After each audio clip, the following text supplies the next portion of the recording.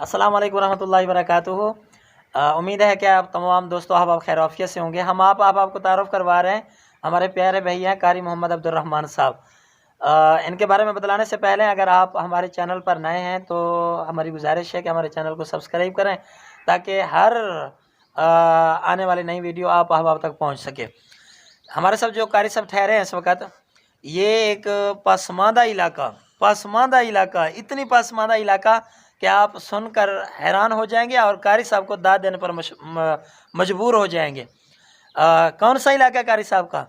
आप अहबाब को बतलाता हूँ कि चोटी बाला से भी आगे, चोटी बाला से आगे चक हम्मा लड़ी, चक मुगलो और चक नंगर, ये 3 इलाके हो जाते हैं। चोटी बाला से भी आगे जो पहाड़ी इलाका है वहाँ से कारी साहब अल्हम्दुलिल्लाह एक पसमानदा इलाके से, एक जंगली इलाके से माशाल्लाह इस वक्त हमारे दरमियान मौजूद हैं। चोटी ज़रीन में, चोटी ज़रीन जो है ये उलमा का और बुज़ुर्गों का और ये मशहूर बड़ा पुराना शहर है।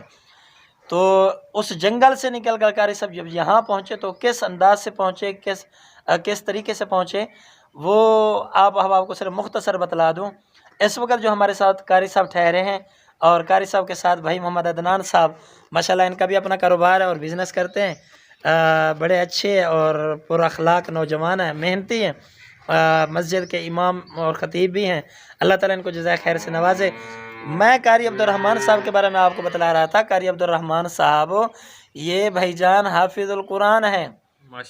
कुरान पाक के हिफ्ज़ की वजह से अल्लाह ताला ने जंगल से निकाल कर यहाँ एक बहुत बड़ी मस्जिद का इमाम और ख़तीब बना दिया। ये कुरान पाक की बरकतें हैं। कुरान पाक की बदौलत अल्लाह ताला ने जिसने भी कुरान पाक के साथ ताल्लुक़ बनाया अल्लाह ताला ने उसको इज़्ज़तों से नवाजा।